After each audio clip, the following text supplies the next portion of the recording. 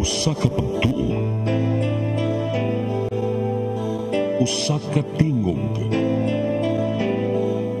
usa ka katawhan.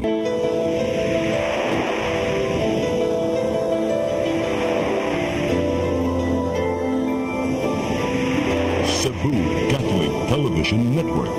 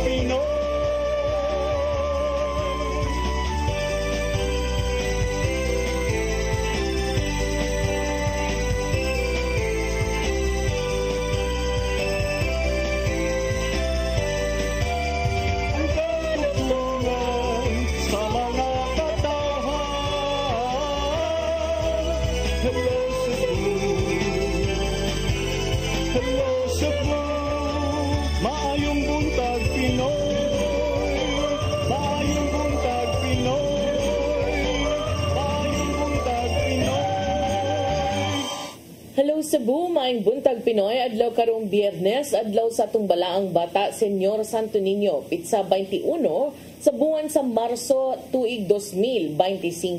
Sangan sa kong partner nga si Attorney John Destacamento. Ako niyong alagad sa kahanginan Malu, Inocando, Tabar. Uban nimi hangtod sa alas 9 karong buntagas tong programang Hello Cebu, maayong buntag Pinoy. Ning tungura sa di pa nato ipadangat atong front pages at usang dawaton atong latest weather update. Ikas pag-asa maktan, Sir Mio Aguirre, may buntag. Yes, Ma'am Malu, good morning po. Og sa itong mga sukintig paminaw karong rasa. Kini ato ang pinakaulahing kalambuan sa atong kahimtang sa panahon. Hanging amihan, nagapasulabi gihapon karon sa tibuok Luzon, unya shoreline o panagtagbo sa atong amihan ng easterlies, anaagi po nagapasulabi karon sa tibuok Kabisayaan.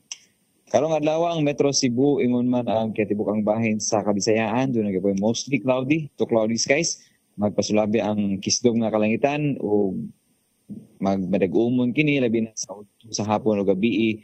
Tungod gihapon sa presensya ni ining shoreline nga makamugna og mga bunok ng mga pag-ulan nga usahay diri mga pagbaha o mga pagdahili sa yuta labi na sa mga areas nga vulnerable gyud sa mga pagdahili sa yuta, especially sa mga mountainous areas. Dahil kita mag-monitor sa ato ang mga issuances labi na sa mga thunderstorm advisory o mga heavy rainfall warning gikan diri sa ato ang buhatan.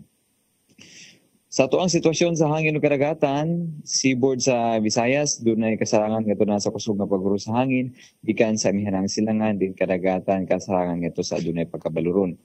Doon na kita warning karon sa eastern seaboard sa may Samar provinces o ganing karagatan to gapat ubang dito sa may dagat Pasipiko.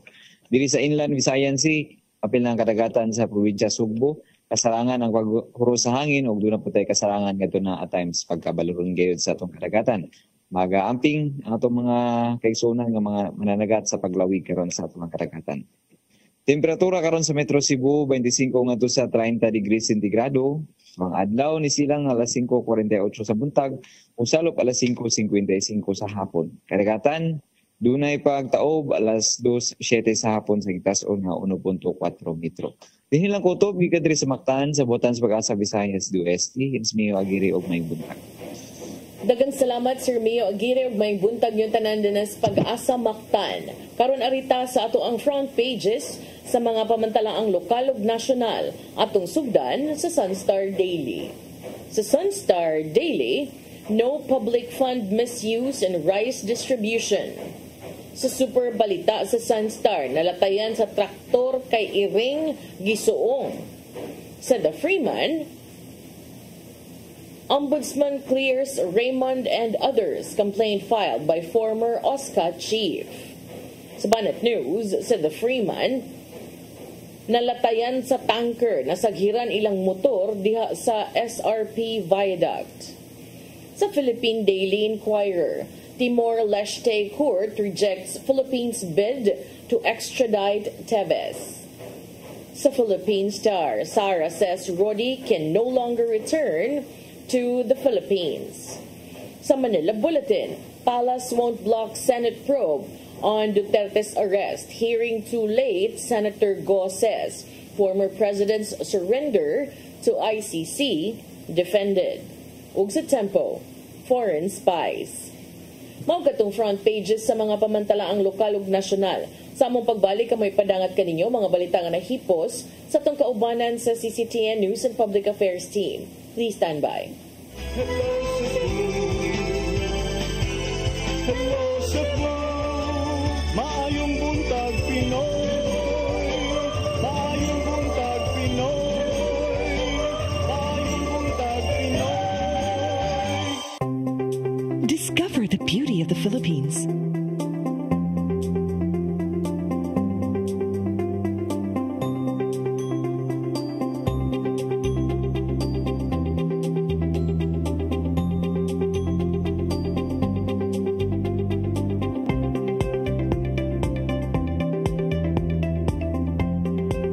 With Philippine Airlines, the country's flag carrier.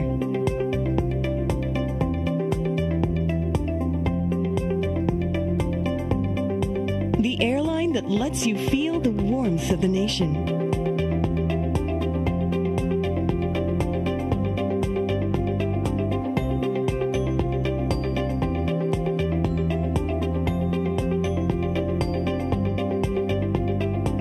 Mabuhay!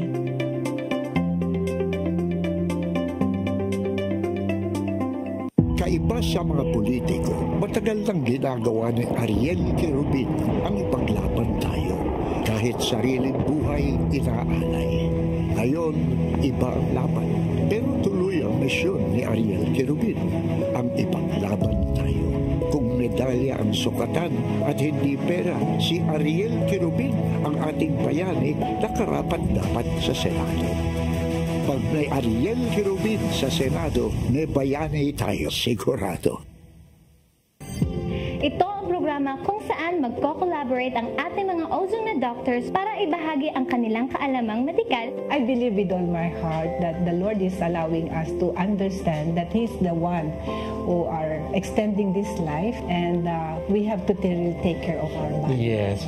Matag episode, among ipaambit ninyo ang mga healing testimonies. Every day, pag gising mo, iisip ko kung ilang taon na lang yung katagal ko, yung ganun.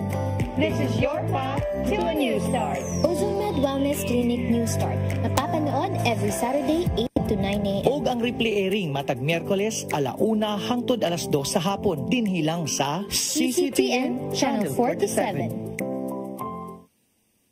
Hello Cebu, hello Cebu, maayong buntag Pinoy, maayong buntag Pinoy, maayong buntag Pinoy. Balik ta sa Hello Cebu, maayong buntag Pinoy. Nya sa to ang mga viewers o listeners diha. Good morning sa inyong tanan. Good morning. Og happy Friday. Karon arita sa ato ang mga balita. Nagunas itong mga balita karong buntaga, mga magtutudlo nga mo serbisyo sa eleksyon sa syudad sa Mandaue, gipaubos sa training. Mga detalye sa report ni Mary Rose Sagarino. Gideliver kaganinang buntag ang moabot sa 270 ka mga plastic ballot box o battery sa automated counting machine sa Mandaue City Hall. Gidawat kini sa Commission on Elections Local Office. Temporaryo kini nga ibutang ngadto sa City Hall grounds tungod wala pa storage. Hinuon mato ni Jacqueline Ruyan ang election assistant nga tabunan kini og tarpaulin og i-cordon aron dili mahilabtan. Napatabang gid mi nila kay wala mi storage. Usually aton ta sa complex pero magdaghang kay activity man sa complex. Nya mao na nga wala lain niya ang kato sa ilang bodega sa treasure kay puno kaayo sa katong mga previous katong naay mga sulod ba nga mga ballot boxes sa previous elections. Wala jud space dire ra gyud. 271 ang presinto sa Mandaue, apan 270 lang ang nadawat nga ballot box ug battery tungod anaa man usya nga nahabilin ato sa roadshow gipahigayon pag-edukar kabahin sa makina gamiton sa eleksyon. Ang mga balota ug ACM sagad i-deliver duol na ang adlaw sa piniliay sa Mayo 12. Samtang matod ni Guyan nga nakapaubos na sa training ang unang batch sa mga magtutudlo nga moserbisyo sa eleksyon. Kini gipahigayon sa COMELEC ug Department of Science and Technology kun DOST. Human sa training. Sila ni paubos og certification exam sa DOST, nagtuto kabahin sa paggamit sa automated counting machine. Ay kinang dapat mo na IT capable sa duha bitaw. So usually ang IT capable kay kanamang poll clerk. Inoon matod sa election assistant kay nakapasara ang tanang mga magtutudlo. Mary Rose Sagarino, CCTN News. Subay sa mong balita, mga eskwelahan sa Lapu-Lapu City nga gamiton karong eleksyon, 90% ng andam matod sa DepEd Lapu-Lapu City Division. Wa sila nakitang kakulian sa 38 ka mga voting centers, gawas na lang sa Paho National High School nga giingong magsigig kawad-an og kuryente. Ang kasayuran hihatod ni Crystal Joy Felerca. 90% ng andam ang mga eskwelahan sa Lapu-Lapu City nga himuong voting centers karong Mayo 12. Kini ang gibutyag ni Dr. Marilyn Andales, ang Schools Division Superintendent sa DepEd Lapu-Lapu City Division. Matod niyang dugay na silang nakapahigayon og inspection ug wa sila nakitang kakulian sa mga eskwelahan nga gamiton. Gawas na lang sa Paho National High School nga magsigig kawad-an og kuryente. Ready na siya. And naalay mga gagmay nga i-address na to like provision of electricity kay I think there's a need na i-augment, so mag-allocate of budget for Paho. Matod ni Michelle Misa, ang Principal 1 sa Paho National High School, nga niadtong nilabay nga tuig pa silang nakasinati niini. Tungod sa kadaghang appliances nga dili na matabang sa ilang circuit breaker, hinungdan sa pagka-trip off sa kuryente. So kani manggod siya nga bag kaning breaker sa pag-interview nako sa teachers o uban nga personnel diri, nakuha ni siya ma'am nabag-uhan ni siya since 2016 or 17 pa man siguro to. O nya dayon unsa na ron 2025 na nagyud tay mga ni saka na po datong population sa mga bata. Nya nadugangan na pong buildings plus kanang nakadugang na pudta og mga AC, mga ventilation, ing ana bitaw ma'am. So musaka ang tuig alangan na upgrade pud bitagin no. Upgrade na po nga to ang facilities. Apan sukad sa buwan sa Enero ning tuiga, sa gunso na nilang nasinati ang pagka-trip off sa kuryente. Butang kini nga nakahatag og alarma kanila. Sagad kini mahitabo matag hapon ug maapektuhan gyud ang ilang afternoon shift ug school activities. Gikonsulta na kini nila sa MECO ug uban pang mga electrician.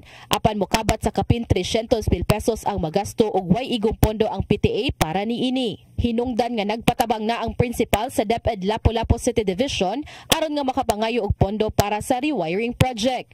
Kagahapong adlaw gi-inspeksyon na kini sa division engineer aron sa pagsuta sa problema sa kuryente sa maong eskwelahan. Matod ni Dr. Andales nga ang gihatag nga proposal sa principal sa Paho National High School lakip sa agenda sa meeting sa local school board karong hapon. Suma pa niyang naggahin sila og 500,000 pesos ug kuhaon kini sa Special Education Fund. Naghinaot si Misa nga maaprobahan ang gipangayo nilang budget aron nga dili sila maproblema sa umaabot nga eleksyon.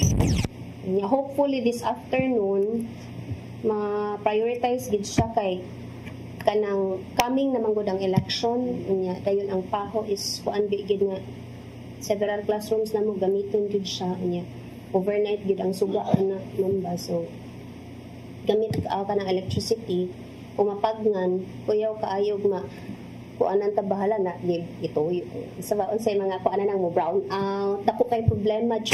Samtang matud usab ni Attorney Anjanet Lamban, ang COMELEC officer sa COMELEC Lapu-Lapu nga adunay 38 ka mga voting center sa Dakbayan lakip na ang Paho National High School ug dili na kini pwedeng pulihan. Positibo siyang sa dili pang eleksyon masulbad ra ang moong problema sa kuryente. Anyway, if that is true, that will be resolved because the election is May pa man. So napatay pila ka days na ma-resolve na siya. So I think MECO should do something into that aspect kasi mo pasalig man na sa naman mo the COMELEC and the MECO na dili gud sila magpag-run out. Para sa mga eskwelahan nga ana sa isla sa Olango, mato ni Dr. Andales nga adunay giandam nga generator set para ugaling magka-problema sa kuryente adunay maggamit nga backup. Crystal Joy Felerca, CCTN News. Sa laing bahin, pagpangapod-apod og sinakong bugas sa duha ka mga barangay sa syudad sa Sugbo, wa gikalipay sa mga sakop sa konseho, gikasagmuyo sa usa ka konsehal. Ang giingong pagtagak sa mga sinakong bugas nga daw sama lang sa bus nga gikarga sa truck. Ang kasayuran ihatod ni Gia Navarro. Natribukar ni Konsehal Mary Ann de los Santos ang distribution sa mga sinakong bugas sa biyaging simana sa barangays Dulo Fatima ug Basak Pardo ning syudad sa Sugbo. Ato sa regular session sa konseho, gipakita ni de los Santos pinagi sa privilege speech ang video sa internet sa giingong pagtagak sa mga sinakong bugas nga sama lang sa balas. Nasuta nga ang maong tag 5 ka kilo nga bugas sumay gigay na ng pondong mukabat sa dulan 49 million pesos ubos sa Local Disaster Recovery Fund sa syudad. Kini bisan og wala gipaubos sa state of calamity ang barangay Dulo Fatima ug Basak Pardo ubos sa kasamtangang mga balaod. Gikatingalahan usab ni de los Santos ang giingong wala pagtahod sa nahimong panginahanglanon sa mga residente, hinungdan nga ing ana na lang ang paghatag sa hinabang. Mr. Chair, if we continue to be selective in our choice of beneficiary without regard of the very unfortunate members of our society, if we continue to navigate this government by dangling all kinds of offers to persuade people to choose, if we continue to offer non-sustainable program or dole out in order to entice people to favor us, if we continue to foster patronage system in order to keep on hold on the reins of power, then we have done the people a great disservice. Isaw usab nilang Konsel Jocelyn Pesquera o Konsel Nestor Archival among kabalaka o giuyunan nga pinasikad sa pamulitika among pagpanghatag og ayuda. Subay kini sa nabantayan ni De Los Santos nga gingong gigamit ang partidong kusog atol sa mong kalihukan. So, makadaot ni sa image also of the Cebu City government nga ilang gigamit nga especially ang mga sakyanan baya nga gigamit, Mr. Chair, are from the DJS, so people would really believe that those are from the Cebu City government, and then the sacks of rice that were distributed were full of worms and molds, Mr. Chair. The case, this is an illegal act. We are distributing rice without any basis. So for me, that's the very clear indication that this is something illegal and this is being done because they want to campaign. And it's very clear that there's the name of the mayor, and then that's it. Wala ko na mihatag og dugang pang komento si Mayor Raymond Alvin Garcia bahin ini og nakita nga pinasikad lang usab sa pamulitika. Giawhag ni De Los Santos ang buhatan sa Cebu City Disaster Risk Reduction and Management Office sa pagpakita og legal basis sa nitabong distribution sa hinabang. Gian Navarro, CCTN News. Sa laing balita, mga dagkong opisyal sa gobyerno ni atubang sa Senado aron susihon ang nahitabong pagsikop kang kanhi Presidente Rodrigo Duterte sa miaging simana. Wala gikalipay sa mga kaalyado sa kanhi Presidente ang gituohang pagpakig-alayon sa gobyerno ngadto sa International Criminal Court. Ang kasayuran ni hatod ni Mary Rose Sagarino. Niatubang ang mga dagkong opisyal sa gobyerno karong adlaw sa Senado aron pagsusi sa pagsikop og pagbalhin kang kanhi Presidente Rodrigo Duterte sa The Hague sa the Netherlands. Nangunay sa maong hearing si Senator Amy Marcos, kinsa chairperson sa Committee on Foreign Relations. Nitambong usab isip respondent si Justice Secretary Jesus Crispin Rimulya ug ubang dagkong opisyal gikan sa kapulisan, airport ug foreign affairs. Gitataw ni Rimulya nga wala nanawag ang kagamhanan sa Pilipinas sa ICC sa wala pa ang mismong pag-aresto kang Duterte. It is the individuals who are charged by the ICC, which is under the jurisdiction. There is a distinction, ma'am. As non-members of the ICC, and as a state, the ICC has no jurisdiction over us as a country. But over the individuals who may have committed crimes that violate international humanitarian law, that is a universal value being held by the whole world today. That people cannot cross borders and hide behind boundaries so that they can run away from the law. Gihimugatan ni Defense Secretary Gilbert Teodoro na walay law enforcement ang kasundaluhan alang sa pagsikop kang Duterte sa ICC. Gibarugan ni Interior Secretary John Vic Remulla nga walay nagpaluyong mastermind sa gidangatan sa kanhi presidente sa miaging simana. Tungod niini, wala gikalipay sa presidential sister nga si Senador Amy Marcos nga nagbahin na ang katawhan tungod lang sa kasong crimes against humanity nga giatubang sa kaalyado niyang si Duterte. Gihulagway niyang halos gisurrender na sa katawhan si Duterte ngadto sa laing korte. The President has said, as he said for the 100th time, that we are not under the ICC.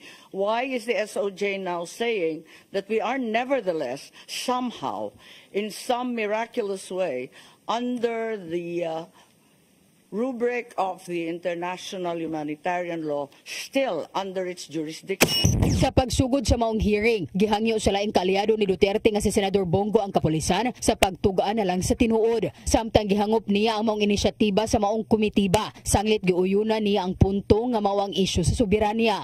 Minahal namin kayo ni dating Pangulong Duterte. Sana konting respeto lamang po.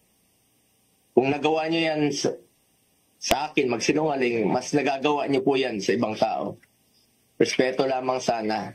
Gaya ng pagrespeto at pagmamahal namin sa uniform personnel. Mary Rose Sagarino, CCTN News. Sa atong katapusang balita, ika-75 nga adlaw na tawhan ni Cebu Archbishop Jose Palma, gisaulog uban ang mga pari ug mga obispo. Gipasalamatan ni Archbishop Palma ang tanang mga miabag alang sa mamahimong kaugmaon sa simbahang Katoliko. Ang kasayuran ihatod ni Gia Navarro. Nahimong mabulokon ug malipayon ang 75th birthday ni Cebu Archbishop Jose S. Palma kagahapon. Gisugda namong espesyal nga adlaw so sa Kamanyanita celebration sa Archbishop Palace, Dakbayan sa Sugbo. Nag-abot sa gawas ang mga relihiyoso, seminarista ug ubang laiko aron pukawon ang birthday celebrant. Human sa pagharana, giulagway ni Palma nga nahimong maayong ehemplo sa synodality ang maong kalihukan tuod sa mga yanong Katoliko nga nakigduyog. Gipasalamatan sa Arsobispo ang mga sakop sa Archdiocese nga padayong ni abag alang sa mamahimong kaugmaon sa simbahang Katoliko sa Sugbo. So thank you, because as I often say, you are the hope. You are the hope. If this year the message of the Pope is of course and hope, and of course the idea that spes non confunded, our hope does not fail. Iniso sa ka-Thanksgiving Mass sulod sa St. Joseph Chapel sulod sa palasyo. Dungan sa solemnity ni St. Joseph, giawhag ni Palma ang katawhan nga iampo ang 12 pamilya sa Katilingban nga mao ang Archdiocese ug ang simbahang Katoliko. Reminded of the love between Jesus and Joseph and Mary, then we know there is no other way but to continually discern what makes our heart palpitate and truly become supposed to be an expression of our response to the love of God. Ang gitapos ang espesyal nga adlaw sa Arsobispo so sa kaingranding birthday celebration. Apil sa mga miduyog sa mong kasaulogan ang mga kaparian, kaubisbuhan ug ubang lay faithful. Kuyog usab niya na panahona ang pipila ka mga local officials ug ubang personalidad. Gipasalamatan usab ni Palma ang tanang mga nagmahal ug nagpangga kaniya sulod sa kapin usa ka dekada niyang pagdumala sa 12 Archdiocese sa Pilipinas. Gian Navarro, CCTN News. Mao katong mga balita nga nahipos ng kaubanan sa CCTN News and Public Affairs Team. Nga katong nakita kagahapon sa mga balita sa Sairi 47. Unya, attorney mo break ta karon. Unya, lahos-lahos sa tag-discuss. Sige, sa among pagbalik, mga paghisgot-hisgot, please stand by. Hello Cebu, maayong buntag Pinoy. Maayong buntag Pinoy.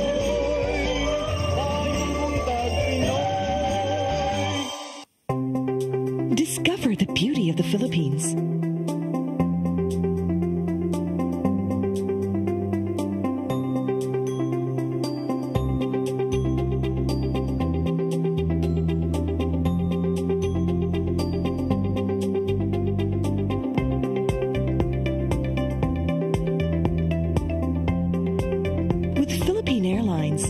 country's flag carrier.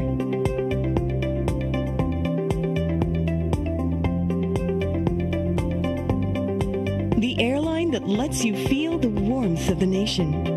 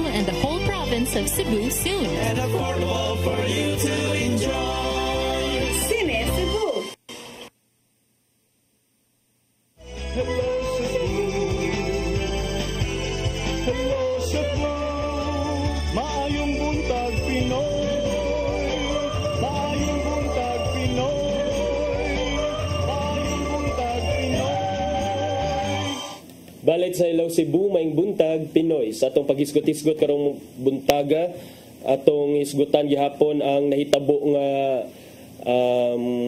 Senate inquiry or Senate probe kabahin sa pagkasikop ni kanhi Presidente Rodrigo Duterte partner.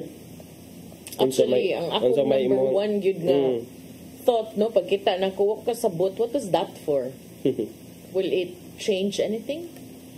Well, maybe not, pero in the context sa kaso ni Presidente Rodrigo Duterte before the ICC, but mao man to ang gipasabot partner nga domestically there is atoa kung dunay mga local laws, okay, domestic laws or national laws sa Pilipinas na na-violate sama lang sa illegal nga pag-arrest, kung kana ma-prove na, then there could be liabilities on the part of Filipino police officers, for example, and other officials. But, you know, ang ako lang gi-wonder is, Senator Amy Marcos pagyod ang nagpasiugda. And kabawang tanan, she is up for election. And we also know that she is the sister of the president. So, kanang, daghan siya og kanang dynamics ba nga para nako murag makes me wonder, is the point really for the former president or is there something else?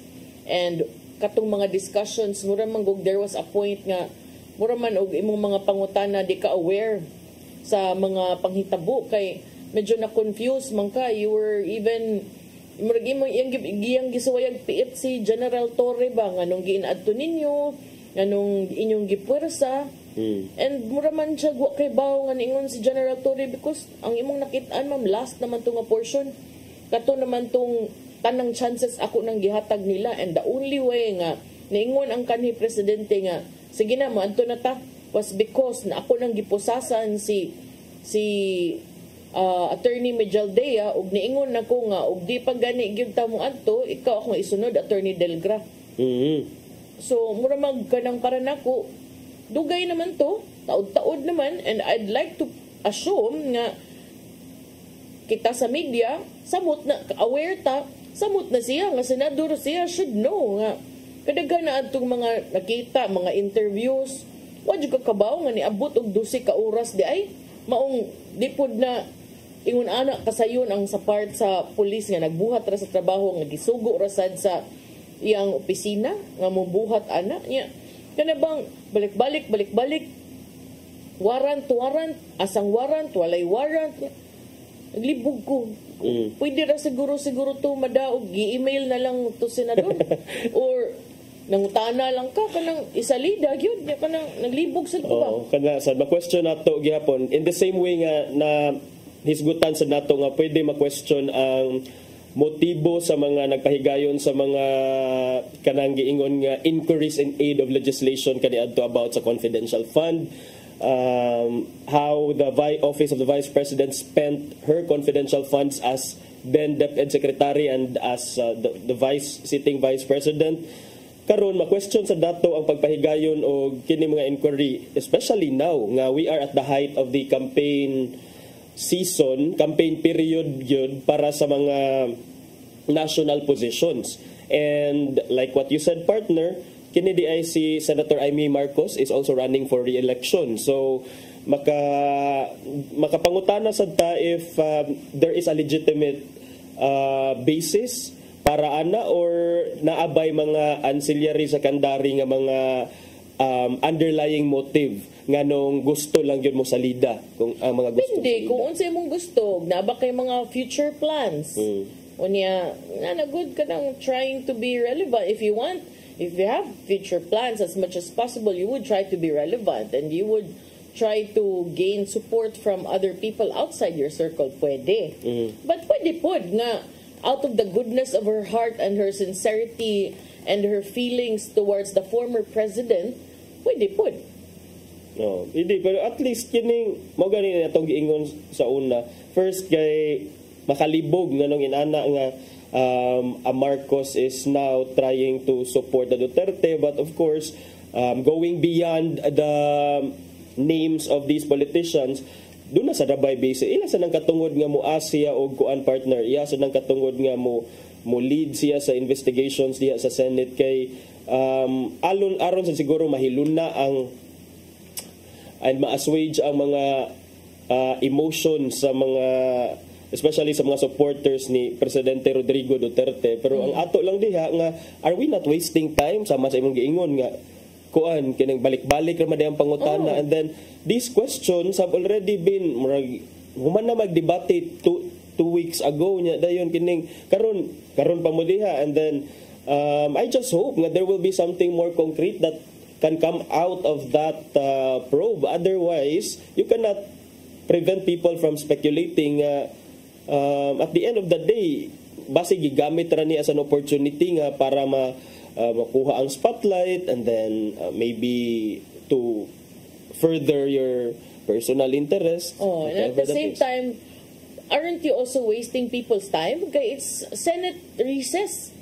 And you're calling those people there when there could have been other more important things to do. But sige, okay. And then kanang para nahibunggid ko ba para unsa gyud punto. But sige, for the benefit of the doubt, I would like to think nga indot pod para masayran gyud unsa gyud nahitabo. But wa man ko'y nakit-an nga murag groundbreaking revelation nga wala may gi-pressure nagbuhat ako nasabtan kay hinuon kung maminaw gyud ka is gibuhat nila ilang trabaho kay maoy ilang trabaho. So kana ato ang tan-awon partner kay kapoy it has murag after a while murag kapoy nam sig balik sa issue. So nindot nga mo-move on na lang sa sunod nga stage siguro anang trial ni Duterte nya dayon kining mas nindot siguro nga mo focus na lang ta sa mga mas naay bili nga mga concerns rather than sa kana again, this is not to dismiss or downplay the legitimacy of that probe, pero ang ato lagi is nagbalik-balik and walay murag something that's very ground shaking, earth shaking and at the same revelation. Time attorney ba kanang I would want I would hope na politicians not even at their level, even especially at the local nga kanang ayaw kayo mo palabig sakay sa issue nga magamit lang yun aron na mo'y rason nga masalida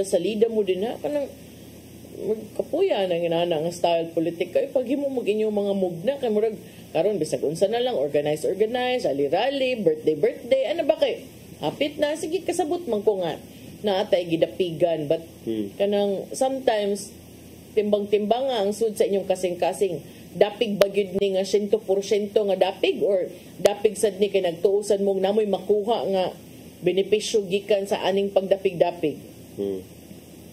So kana lang, dili lang siguro usik-usikan ang time and resources sa gobyerno for exactly for those things. Anyways, naa naman sa ICC court, and in fact the Duterte camp has already secured the services of an expert in international criminal justice or international criminal law, and then dili na lang siguro nato punan, daghan na kay itong mga petition sa Supreme Court karon kay mga political analyst, attorney, oy asa man ta mo kaskailaan na attorney para mahimo tang analyst Facebook University. Okay. Facebook University. Unya, in relation to that, partner, na ako'y nabasahan kagapon nga 51% of Pinoys agree that Duterte must be held liable for EJK victims of drug war. So mao kana ang resulta sa survey nga gipahigayon sa Social Weather Station, kanus ani gipahigayon February 15 to 19. So February 15 to 19 pa mi sa, partner, meaning to say ang arrest niya nahitabo kanus amanto. It came later, right? March naman to siya. So this survey, just to put context sa survey, was administered at a time nga wala pa gidakop, wala pa na issue ang warrant of arrest against the former president. At that time, 51% said nga they believe Duterte must be held liable or must be liable for the drug suspects that have been killed under his administration. 25% on the other hand disagreed, while 10% said that they lacked knowledge and that they will not give any opinion at that time. So 51% said yes, Duterte must be held liable. 25% no, he must not be held accountable. 10% undecided. Before nigawas ang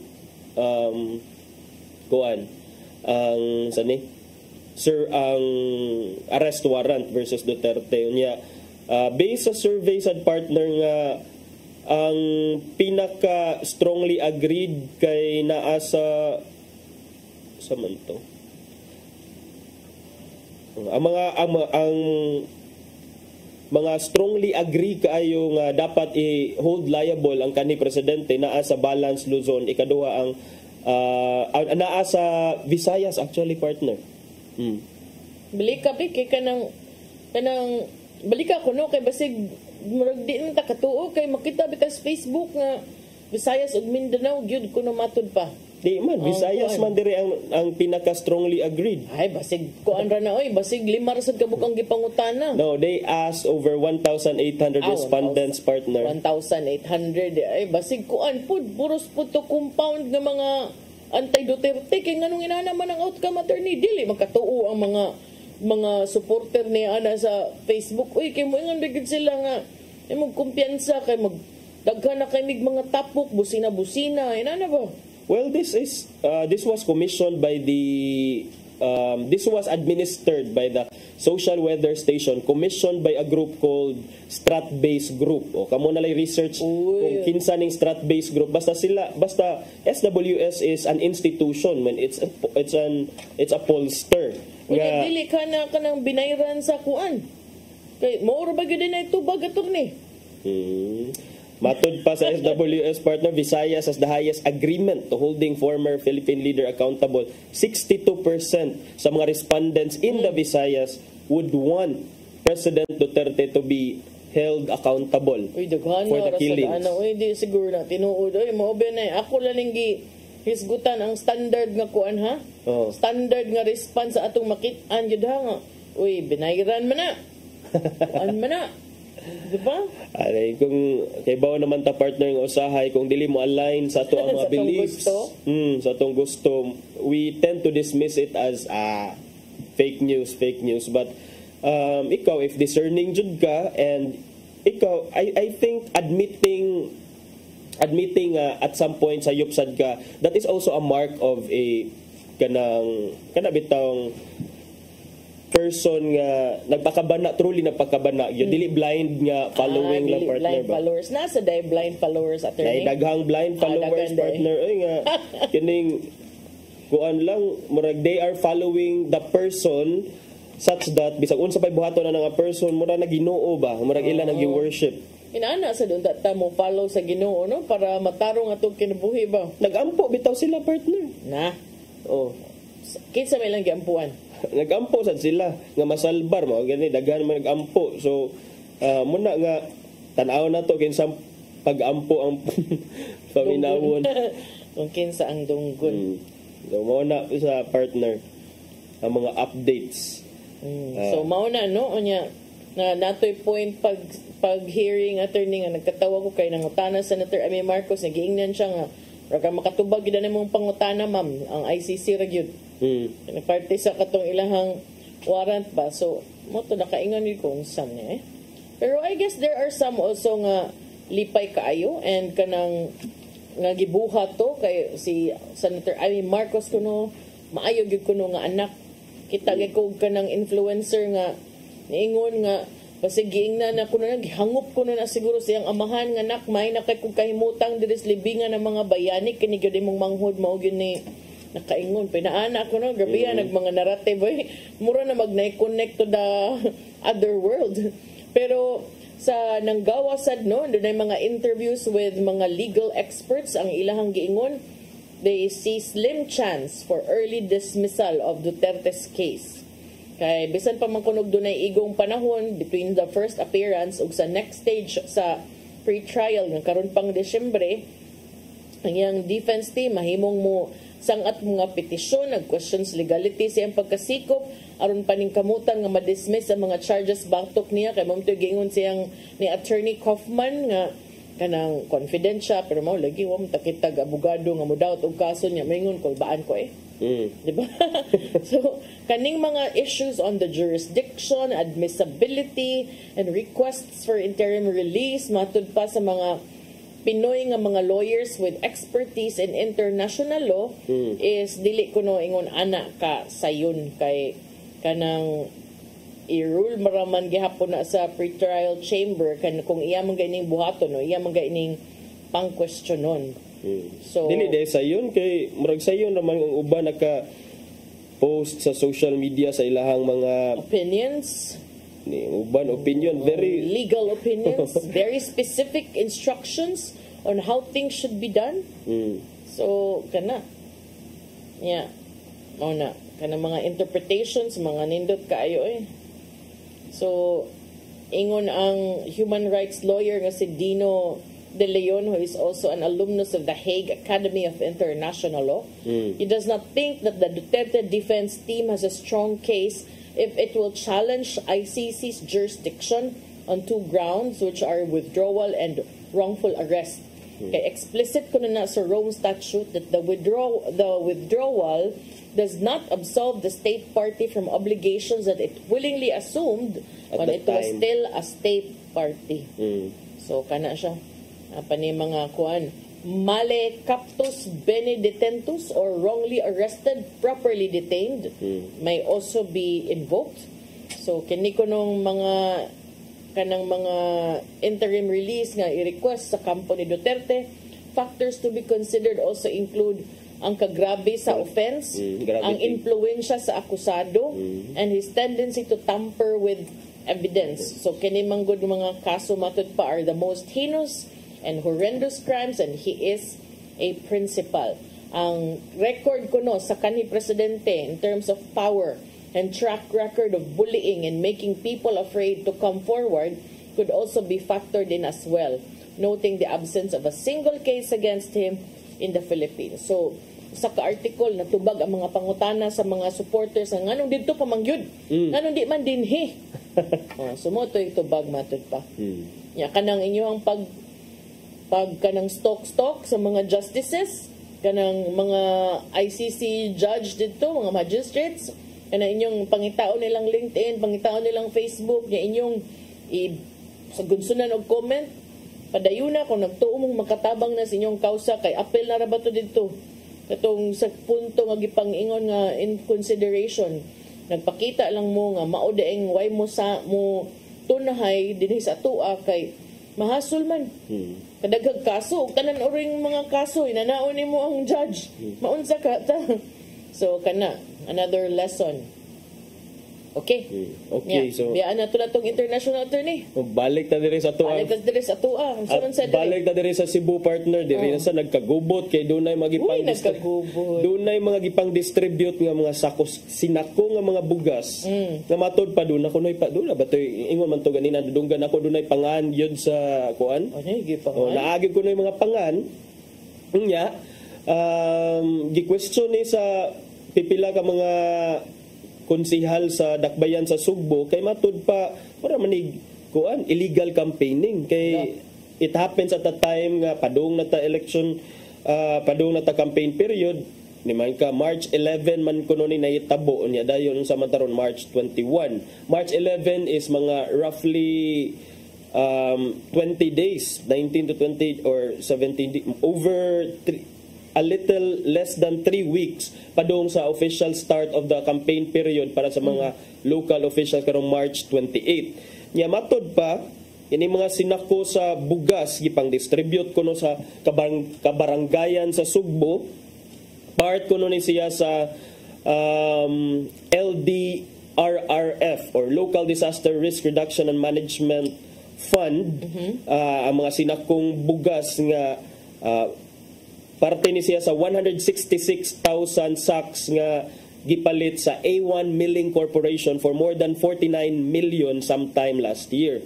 So kung last year pa ni siya gipalit partner, mo na akong pangutana ani nganong karon ra man gipanghatag at least at karon pa naabot? Ha? Karon pa mo naabot nga kada adlaw man ta mukaon. And then the nature kung gikan na siya sa local disaster mo gani kay nay disaster. So ipanghatag kung naay kinahanglan nga relief or relief operation, but is there a calamity at the moment? Murag wa man tay nakita, and then mo na nga ang uban nga mga konsihal, particularly katong naa sa opposition, nila haning gipang question kay again there was this video ipakita ni Sir Rodel ganina sa ato ang balita, dunay mga social media nga video nga ni circulate nga kining mga sinako kuno gipang distribute niya sa barangay Dulho niya napay susama nga mga insidente sa pag-distribute sa laing barangay sama sa Kiyot Pardo man siguro to. Dito sa Kiyot Pardo ug sa uban pa nga mga barangay. So matud ni Konsehal De Los Santos nga nangayo na siya pakitabang sa iyang legal team kabahin ani kay matud niya nga kining 49 million was charged to the LDRRMF Relief and Recovery Fund, which according to her gigamit despite sa absence of a state of calamity. Exactly. And then the manner of distribution as shown in the video was highly undignified. Kaya ano gipanglabay-labay o tanawa gipanglabay-labay sa mga konstituente murabag nagpajambol og bugas niya mo lagi ito ganina sa imong lead-in sa imong balita mura na lag sako sa bus. Bugas sa ba na basi mga busiyad na diha. Di na ba na mapunit. Pero ang nireklamo kandidato sa Dinoon na nireklamo. Ato lang nang gi-point out sa ko ano. Kandidato sa nang gireklamo, ang gireklamo kandidato. Di isig kabantay mo diha kay ang ingon man gyud sa amo when it comes to election violations, you have to document. Kay para in kaso maabot na sa time nga mag-atubangay mo sa korte, maabot sa korte na mga kaso nga i-file, at least naka-ebidensya nga mapakita. So, matod ni Konsehal De Los Santos nga this leads to the question if the sacks reach the intended beneficiaries and whether the distribution for all recipients was fair and equitable. Kay wala nagpa-jumble na magbugas. Kung ano takahibaw kung ang taga-ubang taga-talisay ato nakakuha. Pero how do we know pud nga kanang gipangit sa diha nga bugas are the very same bugas nga mao'y gihatod sa didto? Kana matod na mo ka kay naa man kuno bearing the name man kuno of Mayor Raymond Alvin Garcia. Oh, but he is also the mayor. And on the other hand, he's also a candidate sa Baya. So, yun sa natog kasiguro nga kanapod. Mauna siya kay it's also easy to it could be that that Mayor Raymond Alvin himself is not aware of these things. It could also be nga it was under his instruction, but what is clear is that dili ka pwede maka-spend. There is a prohibition against spending or disbursement unless such spending or disbursement is for basic and social services leading up to the elections. So mo gani ni ato mga question karon do na by basis. And then matod ni Councilor Archival nga no, there is no basis at all. So it's illegal campaigning according to them. Well, kana puro man mo diha magpapili, magpasubli sa inyong posisyon. Now, tanaw na to. Kung if there is basis, then mag-file siguro og kaso kung naadyoy basis kay how will you get justice kung sige lang ka diha privileged speech before the council. Mahog nga sige lang pagarpar niya walay agi. So kung naadjod siguro, kana ato ang pangag-basis. And then siguro lang sa mga nagpaluyo ani daghan kay mga initiatives no nga para lang yun makadaog. Let's kuan. Do you think election campaigning partner, especially in the domestic level, is it fair or dirty? Ikaw naaman jud kay experience ani. What do you mean? Is it fair or dirty? I mean ba barometro nimo. Like kining kuan ba? Like magsige tag-ingon nga let's just play it fair and square dil anta mo resort ana mga inana. But do you honestly think nga that is being done? No. No. No, because leading man imong question. No. No, because you see it everywhere. Kana lang daan imuhang act of placing your tarpaulin nga wa pay campaign period. That's already campaigning, di ba? And is that happening? Yes. Yes, it's happening. And then nabatay nakita nga sampulan so far wala. Because technically wala pa siya sa balaod. But then again, if imo siyang balihon, technically wa pa siya sa balaod. So kung ikaw lay pabuton nga pwede ba ka makapahimo sa technicality sa balaod, mo pahimusad gyud ka. So sa laktod nga pagkasulti kung kuan lang tagaan lang higayon nga makapamintaha ta or makapahimusta sa teknikalidad sa balaod, mubuhat gyud ita. Mubuhat gyud ang tao in the name lang sa kuan man na ila. Kay para mahatagan sila og chance nga makapanerbisyo sa in the end para lang gihapon na sa katawhan partner. Pwede. Kay tiunay man ni og tunhay ang ato ang iguro desire tubag sa panawagan sa mga tao nga magpapili ta sa posisyon tungod og alang sa pagpangalagad sa dakbayan. Kana ikaw unta to kay makaingon mi nga tinud-anay gyud ni pero kung kana sila nya lupigon na imuhang good intentions, lupigon lang kag entertainment. Entertainment. So kuan na hapit na lagi partner next week siguro magkuan na ni magsugod na kumbate dere sa ang local nga campaign period. So kaning atong na feel karon murag feel nako kuan pa ni precursor pa ni sa mga panghitabo of what's to come, especially at the height of the campaign period na nga magsugod karong Marso 28. Inigsugod gyud na gyud kita ka na nagdaan perting daghan ng tawo. Pero maglibog kag kinsa man gyud daghan ani ang kuyog sa kandidato or ang tawo nga nisugat kay maumao naman lang. Ang kuyog sa kandidato. May kuyog, tigkupot hatag leaflet, tig taker, tig tarpaulin, tig lamano, tigkupot sa megaphone. Dili na ta makaibaw kung ila. Kung di mag-uniforme sa kandidato, makaingon ka, daghanang ni sugat yung kauban ra day. Binuang. Ang uban good mga mura day naghakot na daan. Ang uban good dili. Ang uban mang kandidato attorney, makalimot na lang nga iya detong kuyog yang lamanog apil. Binuang, why binuang? Dahil ka mo mga kandidato niya nako. Labi pag ka ng busy na kayo, yung lamano. Ultimo staff. Lamano lagapil. Picturean dayon siya. Dili ra po, but di ka numdum. Kaya kung uban diha, waman sa kay kasuhito silang staff. Staff man din ako. Ako kauban naman din ako. Diba? Alegre lagi kayo ang kampanya, especially sa local nga election. So atong atangan sa mga pakulo kay diri sa Cebu City to, upat ni sila ang magbugno. Upat ni sila sa Cebu City. Sa mga silingan sa mga lungsod o syudad, nindot sa dang ilahang mga kuan dito, ilahang panagbangi. So tanaw, especially sa Mandawi City, tanaw nato kay kinsay molusot sa mga kandidato diha. So kana sa mga tanang kandidato, good luck na lang, and timingan pagid kayo attorney nga Marso 28 birthday sa kanhi presidente nga si Rodrigo Roa Duterte, unang adlaw sad sa campaign period. Imagine ka, murag katong mga aliado, katong mga giisang kamot sa kanhi presidente, sure gyud ko nga makit-an gyud to nimo sa mga tanan, gikan sa prayer rally ngadto sa motorcade ngadto sa noise campaign, murag apilan tanan. Depende kung tanaw nila dihado kung i-appeal nila di sa nila i-appeal siguro. Appeal sila kay mom sa ilang kuanan, ilang exposure atong tanaw na ika 28 unsa man adlaw bi? Ang 28 is a 28 next Friday. Week. Friday. Gigi. Tanawon. Kinsa man gyud ang mga plano ani unsa mga kalihukan ang mga gipang-andam. Next Friday. Next Friday.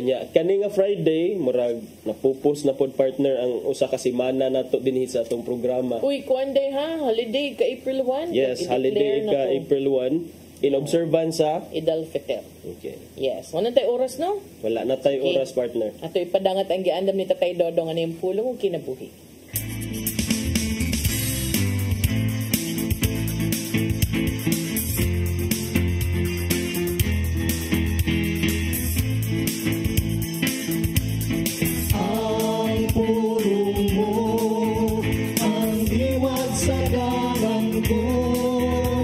Kinaya sa tao nga dili makontento kung unsay ana kaniya. Mangita pagyud siya og mas labaw, mas nindot ug mas daghan. Ang balaang kasulatan nag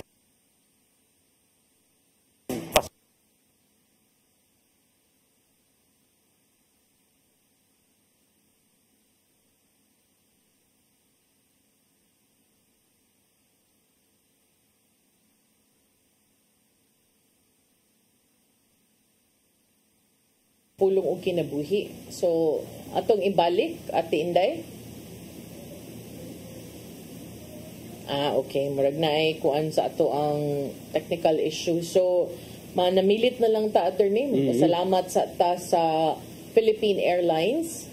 Thank you sab kang Archbishop Jose Palma, Nanay Diana Lim Chua ug Tatay Dodong Lim Chua. Thank you Sir Dennis Tabar, mga kaubanan sa TOC, Sir Robert, Miss Inday, Sir Matmat, Miss Mabel, Miss Joanne. Sir Michael, Sir Rodel, Sir Raymond, Sir Bruce ug Sir Ferdy. Salamat. Mga itag-dispensa nga di nato ma-air ang kinatibuk-an sa pulong ug kinabuhi kay dunay gamayng technical issue, no? Oo, but salamat kaayo sa inyong papakig-uban. Kami inyong mga alagad sa kahanginan. Ako si Malu Inocando Tabar. Ako si Attorney John Destacamento. Happy weekend nato ug magkita tagbalik next week sa atong programang Hello Cebu. Mayong Buntag Pinoy. God bless us all.